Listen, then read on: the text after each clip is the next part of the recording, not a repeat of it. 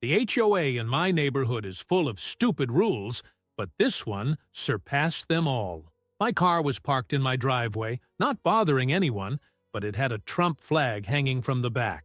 Karen, the HOA president, freaked out and had my car towed without warning.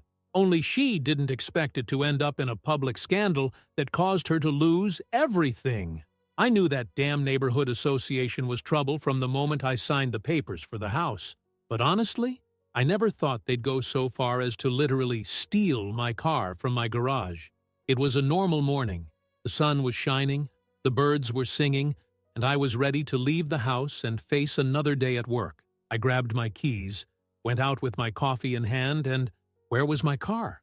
At first, I thought I was dreaming. I blinked, rubbed my eyes, looked around as if he might have decided to go for a drive on his own. But no, the parking space was empty. Just an oil stain on the concrete, as proof that until yesterday, my car had been there. My first thought was theft. But who, in broad daylight, would dare invade my property and drive off with my vehicle? I called the police, already imagining my car dismantled in some clandestine junkyard. But then, the attendant gave me the news that made my head explode. Your vehicle had been removed by the Residents Association towing service. What? I had to ask him to repeat it, because it didn't make any sense. My car was in my garage, on my lot. It wasn't parked anywhere. It wasn't blocking anyone. There wasn't a scratch on it that anyone could use as an excuse to remove it. But then, it hit me. I knew who was behind it. And the reason? Simple. The Trump flag I had hung from the back of the car. Yes, that was it. While other houses displayed flags of local candidates, peace and love slogans, and even some weird "We accept ETs" signs, my flag was considered problematic. And who was leading this witch hunt?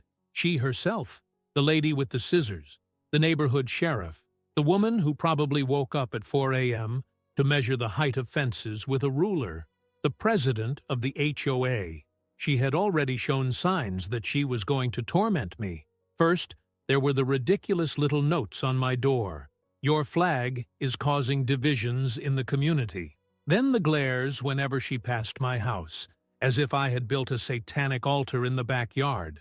But confiscating my car? That was declared war. I got into my other car. Fortunately, I had a spare, swallowed my anger, and drove straight to the association office. If they thought they were going to get rid of me so easily, they were sorely mistaken. And, believe me, I had no idea how much dirt I was about to uncover. I arrived at the HOA office with my blood boiling. I'd expected to find it a stifling environment, full of people who were in charge of other people's lives, but the scene I saw when I walked in almost made me laugh with nervousness. There she was, sitting behind a ridiculously large desk for such a small office, surrounded by folders organized as if she were running a large corporation. The queen of suburbia, the nightmare of any resident who dared to breathe out of rhythm with her. She didn't seem in the least surprised when she saw me come in like a hurricane. On the contrary, she looked at me as if she had been expecting my visit, which only made me hate her even more. I took a deep breath, held back the urge to throw something out of the window, and tried to stay calm.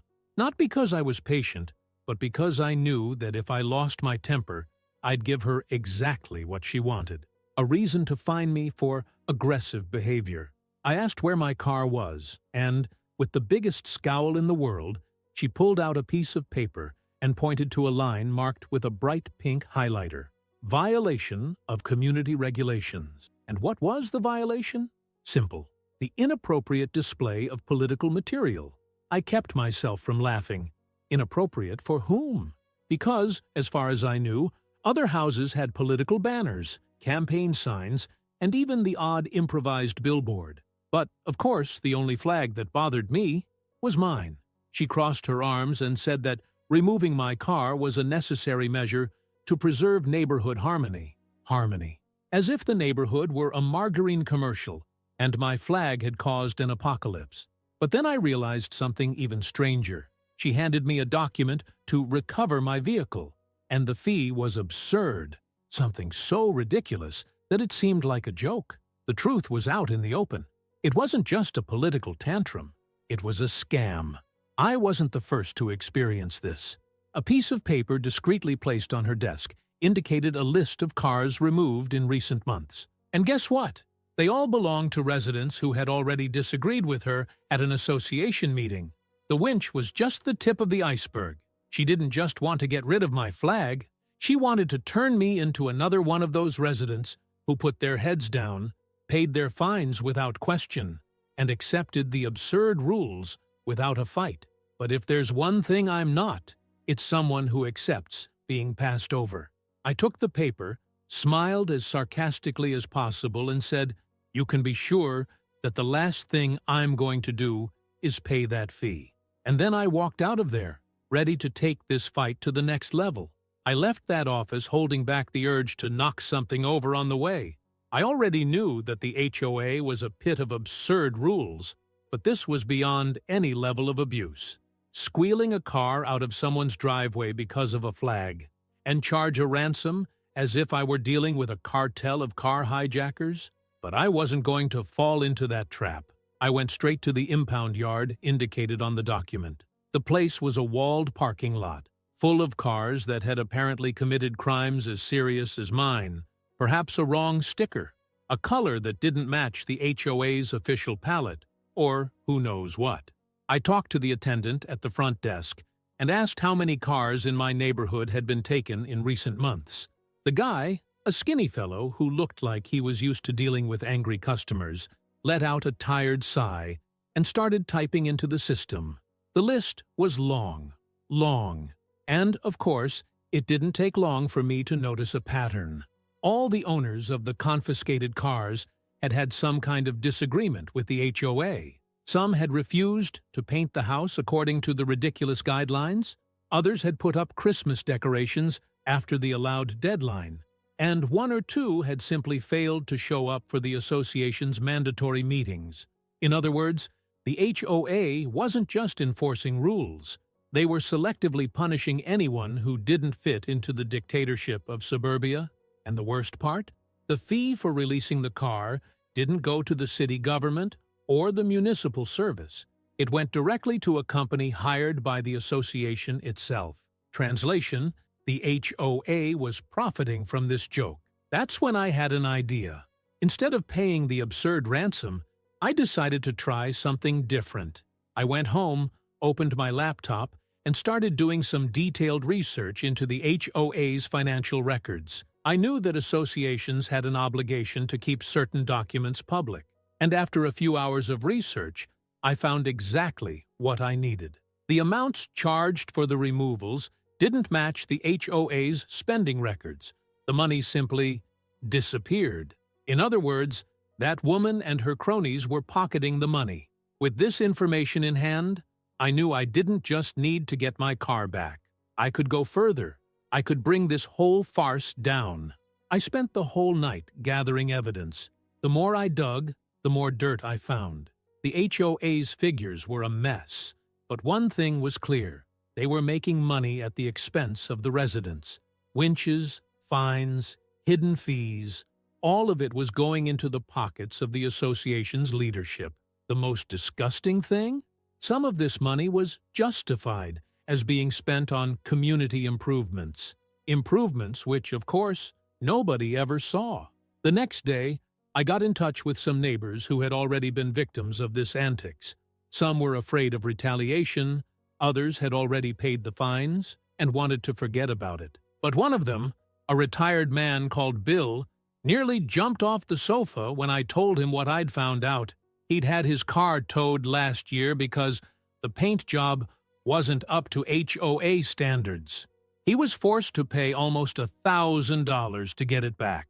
And, as he didn't want any trouble, he let it go. But when I showed him the documents and financial records, something changed. I knew there was something wrong with that woman. He muttered angrily. That was exactly what I needed. If only I complained, they could ignore me. But if more residents joined in, things would change. So I did just that. I started gathering neighbors, printing copies of the documents, and sending emails to everyone who had already been the target of the HOA's antics. Some were still hesitant, but all it took was showing them the evidence for their blood to start boiling. Within a few hours, we had a small group ready to act, and then came the final blow. I contacted a local reporter. I sent him everything: the documents, the fraudulent fees, the list of towed cars. He replied in less than an hour, saying that it seemed like a perfect scandal for the local corruption column. The next day, the HOA's name was printed in the newspaper under the headline, "Residents Association Under Investigation for Extortion and Fraud." And that's when the magic happened. Because when something like this appears in the press, other authorities start to pay attention. In less than 48 hours, city inspectors were knocking on the door of the HOA office to review the finances. Hell had finally broken loose for that woman, but the best part was yet to come. I just had to sit and wait. If there was one thing I knew about people like her, it was that, deep down, they never think they're going to get caught.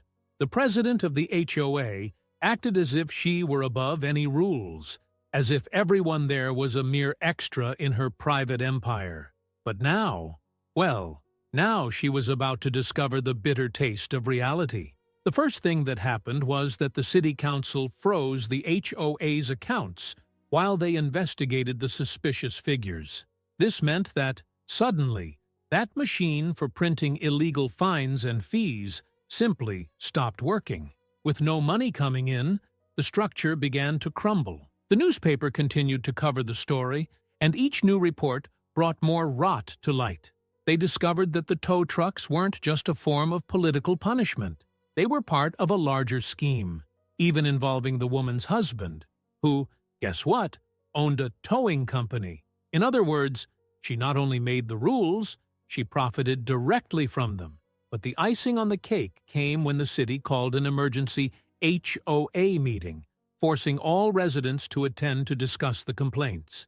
And I made sure I was there, sitting right up front with my arms crossed and a smile on my face. She took to the stage with her usual poise, trying to maintain her authority, but you could see in her eyes that she knew the house of cards was collapsing. She tried to say that it was all just a misunderstanding, that the press was exaggerating, that it was a campaign against order in the neighborhood. But nobody bought that narrative. The public was boiling. Residents who had previously been afraid were now shouting questions, demanding answers, asking to know where their money had gone. And then, from the middle of the crowd, came the question that sealed her fate. If everything is all right, why are the police here?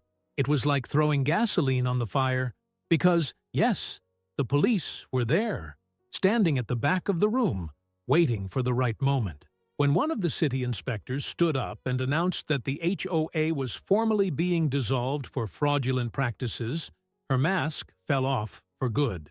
Within minutes, she was being escorted out, while residents cheered and shouted words I probably can't repeat here. And the best bit? My car had already been returned the same day the investigation began. No fees, no red tape, as it should have been from the start. The HOA was dead. And that woman? Well, if I was lucky, I might find a new neighborhood to torment. But it wouldn't be mine. Have you ever had a crazy HOA or a Karen like that in your life? Tell me in the comments. I want to know what you've been through. And if you like this video, don't forget to subscribe to the channel and leave your like. It helps a lot. Want to see more stories like this? Click on card now and don't waste any time. See you in the next video.